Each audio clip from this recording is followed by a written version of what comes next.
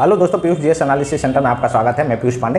देखिए आर्टिकल 21 लेकर आया हूं, अनुच्छेद 21, अनुच्छेद 21 आर्टिकल 21। ये क्या कह रहा है? देखिए, protection of life and personal liberty, जीवन और व्यक्तिगत स्वतंत्रता का संरक्षण। मतलब ये जीवन और जो व्यक्तिगत जो स्वतंत्रता है उसको संरक्षण करता है। आपका जीवन नहीं कोई ले सकता है। जो आपका पर्सनल स्वतंत्रता है उसको बचाने का ये आर्टिकल 21 है, बहुत ब्रॉड है।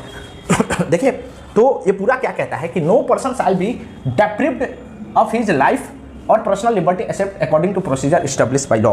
कह रहा है कि कोई भी राज्य किसी भी पर्सन का, जो सिटीजन हो नॉन सिटीजन हो, ये दोनों के लिए है कि उसका जीवन नहीं ले सकता है, उसका पर्सनल जो स्वतंत्रता है उसको नहीं ले सकता है except procedure established by law, जो कानून में लिखा गया है। जैसे मान लीजिए कि किसी की चोरी देने की सजा मृत्युदंड दे दी जाए कानून में, यदि सांसद ने आपको, तो वो सजा तो आपको मिलेगी। यही है प्रोसीजर एस्टेब्लिश्ड बाय लॉ।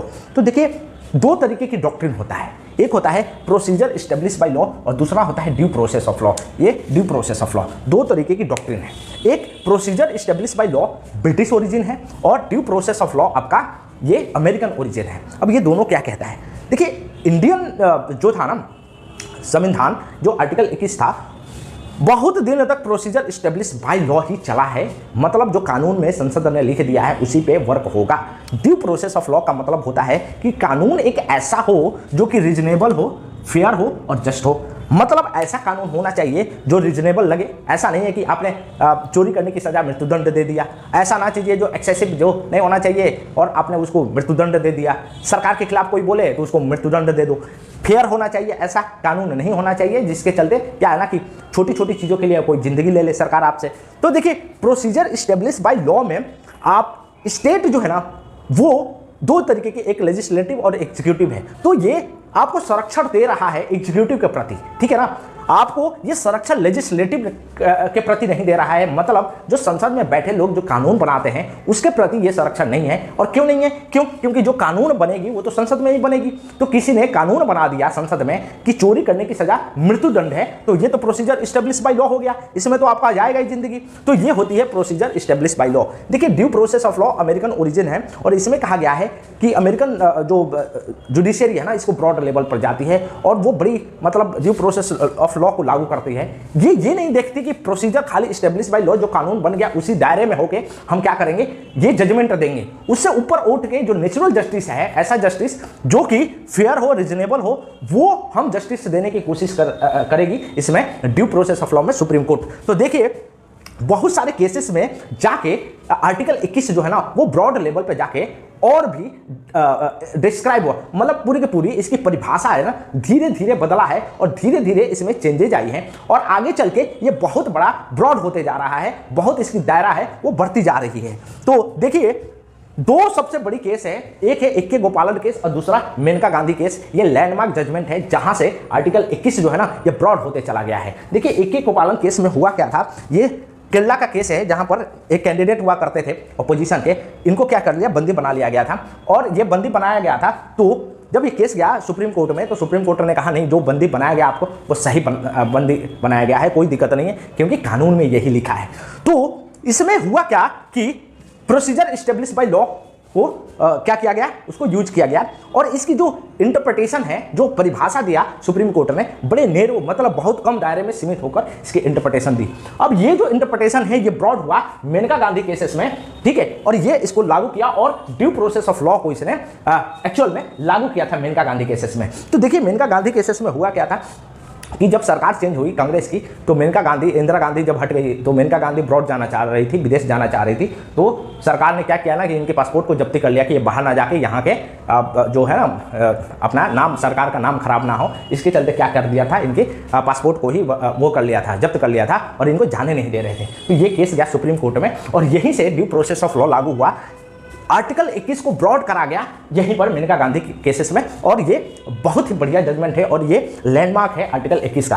तो इस केस में हुआ क्या, उसने, देखिए, मेनका गांधी केस से पहले ए.के. गोपालन में देखिए ऐसा कहा जा रहा था कि जो, देखिए, तीन ऐसे आर्टिकल है 14, 19 और 21 तीनों को एक साथ मिलके हमें देखना होता है। लेकिन एक्के गोपालन केस में यह कहा गया था कि आर्टिकल 19 और 21 दोनों अलग अलग है, दोनों को अलग अलग तरीके से देखिए। जरूरी नहीं है कि आपके आर्टिकल 21 का हनन हो रहा है तो वो आर्टिकल 19 का भी हनन हो, या आर्टिकल 19 का हनन हो रहा है तो आपके आर्टिकल 21 का भी हनन हो, ठीक है। लेकिन मेनका गांधी केसेस में इसको कहा कि नहीं, इन दोनों को एक साथ हमको देखना पड़ेगा कि ऐसा तो राइट टू मूवमेंट जैसे घूमने का अधिकार जाने का यह है आपके आर्टिकल 19 में। आर्टिकल 21 यदि हो सकता है कि आर्टिकल 21 में का हनन हो रहा है तो इसका डायरेक्ट इनडायरेक्ट इंपैक्ट आर्टिकल 19 पे भी पड़ रहे हैं, और आर्टिकल 19 के भी यदि ऐसा हो रहा है तो आर्टिकल 21 पे भी पड़ रहे हैं। हम तीनों के तीनों जो आर्टिकल है ना उसको एक साथ मिलकर पढ़ेंगे, तब हम देखेंगे कि ये चीजें फेयर है कि नहीं, नेचुरल जस्टिस को देखता है कि नहीं, ठीक है। तो आर्टिकल 21 में ना बहुत सारे राइट दिया गया है, जैसे राइट टू मैरिज दिया गया है, राइट टू मैरिज है आपकी, क्लीन एयर का राइट है आपके ना, मतलब मेनका गांधी जजमेंट में एक चीज कहा गया था कि देखिए लाइफ का मतलब ये नहीं होता है कि खाला पी जिंदे हैं, अब चाहे जिंदा कैसे भी हैं, पोल्यूशन में रह रहे हैं, कूड़े में रह रहे हैं, नहीं, क्लीन एयर भी लेना ये आपका मौलिक अधिकार है। तो आर्टिकल जो मेनका गांधी केसेस में ना इसको बहुत ब्रॉड लेवल पर डिफाइन किया गया था कि जानवर की तरह नहीं जी सकते, जानवर से हमें इंसान है, ह्यूमन बीइंग है, तो हमको वैसे ही जीना पड़ेगा। और उसके लिए क्या है कि जो लाइफ को है ना सरल, पीने का पानी अधिकार, पीने का सही पानी होना चाहिए, क्लीन एयर होना चाहिए, हमें फैसिलिटी होना चाहिए, एनवायरनमेंट हमारा सही होना चाहिए, ठीक है। इंटरनेट का यूज, ये भी आपका मौलिक अधिकार है कि इंटरनेट का यूज कर सकते हैं। तो ये शेल्टर का अधिकार है आप रहने का। तो ये बहुत ब्रॉड लेवल पे बहुत सारे राइट आता है इसके अंदर। लेकिन जो रिसेंट है जिसमें ऐड किया गया था, यही मैं दो लेकर आया हूं, राइट टू प्राइवेसी और एक पैसिव इथेंसिया। देखिए